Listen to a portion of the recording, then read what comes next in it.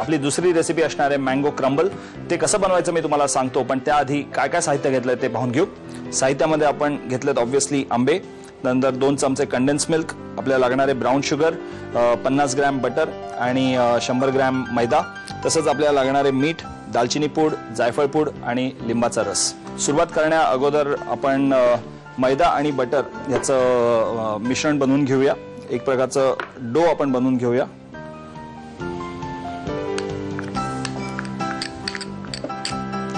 आणि त्याच्यामध्ये frozen butter आपण घालतोय ॲज युजुअल। मागे सुद्धा मी तुम्हाला बिस्किटांच्या किंवा नानखटायच्या किंवा कुकीजच्या रेसिपीमध्ये मी तुम्हाला नेहमी सांगतो की फ्रोझन बटर वापरायचं, तेच फ्रोझन बटर आपण याच्यात वापरतोय। आणि आपण ते बटर त्या मैद्यामध्ये कट करून घ्यायचंय, कारण आपलं टेम्परेचर, हाताच्या टेम्परेचरनी बटर वितळू शकतं बोटांच्या टेम्परेचरनी, आणि मग आपल्याला हवं ते टेक्स्चर आपल्याला मिळणार नाही। त्यासाठी आपण सुरीनी कट करायचं, म्हणजे बटर फ्रोझन चांगलं राहतं आणि व्यवस्थित आपला डो बनू शकतो। मैद्यामध्ये मी ते बटर घोळून घेतोय आणि नंतर कट करतोय, आणि एकदम रवाळ असं हे मिश्रण बनवून घ्यायचं आहे आपल्याला। मिश्रण चांगलं झालेलं आहे। आता मी जस्ट हलक्या बोटांनी ते एकत्र करून घेतो। आता याच्यामध्ये आपल्याला घालायची आहे थोडीशी ही जायफळ पूड चवीकरता, आणि दालचिनी पूड, थोडंसं मीठ,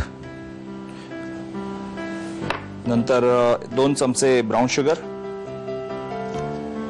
ही बाजारात अगदी इझिली अवेलेबल आहे, त्याला दमेमारा शुगर असं पण म्हणतात। तसंच आपण एकदा पुन्हा हे मिश्रण एकत्र करून घेऊ। ह्याच्यामध्ये आपल्याला घालायचं आहे 1 चहाचा चमचा कंडेन्स मिल्क,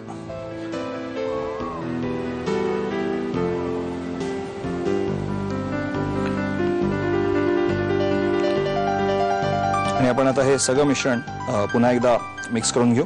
अगदी थोडंसं कंडेन्स मिल्क घातलेलं आहे, आणि याच्यामध्ये आता 1 चमचा लिंबाचा रस। त्याला थोडासा आहे ना हलकासा एकदम आंबटपणा येण्याकरता, पण फारसा आपल्याला तो जाणवणार नाही, बट फरक पडेल। सो आपण घातलंय थोडासा लिंबाचा रस। आपलं हे क्रम्बल मिक्सचर आता तयार झालेलं आहे। आपल्याला थोडंसं हे गार करायला ठेवायचं आहे, कारण बटर थोडं जास्त सॉफ्ट झालंय। मी फ्रीजमध्ये ठेवतो 10 मिनिटाकरता, आणि आपण आंबे स्लाइस करायला घेऊया। आंबे स्लाइस करण्याकरता आता आपल्याला पुन्हा आंबे सोलून घ्यायचे।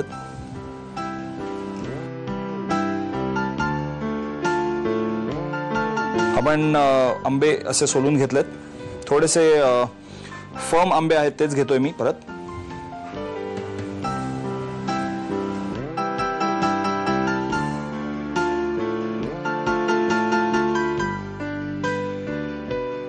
आता हे आंबे सोलून झालेले आहेत। इकडे माझा बोल पण तयार आहे, ज्याच्यामध्ये आपल्याला हे क्रम्बल बनवायचं आहे। त्याच्या अगोदर आपल्याला ह्याचे स्लाइस पाडून घ्यायचे आहेत। हे थोडंसं किचकट काम आहे, किचकट एवढ्याकरता कारण आंबे खूप सॉफ्ट असतात, आणि मग त्याच्या स्लाइसेस वगैरे पाडायला थोडासा वेळ लागतो, आणि व्यवस्थित आपले हात वगैरे एकदम सुके असणं फार आवश्यक आहे। जर का आपले हात सगळे लडबडले असतील तर मग आपल्याला योग्य तऱ्हेने आपल्याला स्लाइसेस आणि ते नीट हाताळता येत नाही। त्यामुळे एकदम ड्राय ठेवावं लागतं सगळं, आणि हे असे स्लाइसेस पाडून मी एका साईडला ठेवून देतो। आपलं क्रम्बल मिक्सचर सुद्धा आता फ्रीजमध्ये तयार आहे।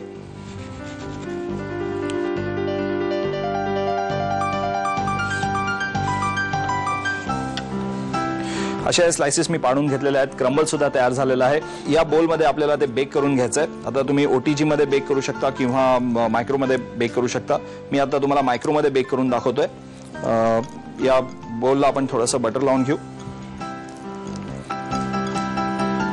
याच्यामध्ये आपण हे जे क्रम्बल केलेलं आहे ते मिश्रण त्याच्यामध्ये घालूया। चांगलं गार झालेलं आहे, त्यामुळे पुन्हा बटर थोडं थिजलंय त्याच्या आतमध्ये। थोडासा मैदा आपण वरनं घालू, कारण मिश्रण एकदम रवाळ असलं पाहिजे। खूप बटर जर का जास्त झालं तर आपण त्यामध्ये थोडासा मैदा मिक्स करून घेऊ शकतो।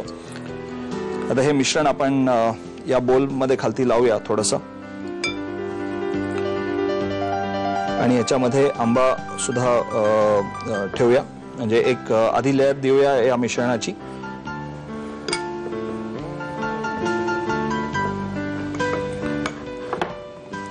याच्यामध्ये आपल्याला आता स्लायसेस लावायचे आहेत. स्लायसेस लावण्याकरता मी सुरीनी एक एक म्हणजे त्या आपण ज्या स्लायसेस कापून घेतल्यात त्या काढून घेतो आणि त्या साईडनी लाईन अप करून घेतो या बोलच्या आंब्याच्या स्लायसेस.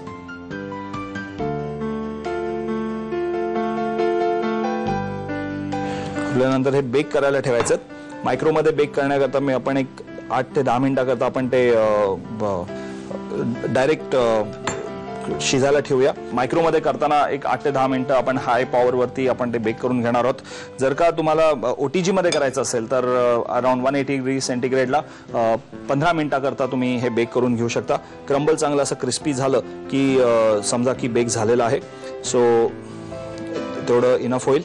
आणि आय थिंक ही डिश खूप युनिक आहे. त्याच्यामध्ये आंब्याची फ्लेवर आपण तशीच्या तशी ठेवलेली आहे. आंब्यामध्ये अजिबात काही चेंज केलेलं नाही आहे. त्या ज्या क्रंबलचं मिक्सचर आहे त्याच्यामध्ये आपण छान नटमेग किंवा जायफळाची चव दिलेली आहे, दालचिनीची चव आहे, थोडीशी ब्राऊन शुगर घातल्यामुळे त्याला एक हलकासा गोडसरपणा येणार आहे आणि थोडंसं कंडेन्स मिल्क घातलंय. सो एकदम प्रत्येक घासामध्ये तुम्हाला एक युनिक अशी चव चाखायला मिळेल.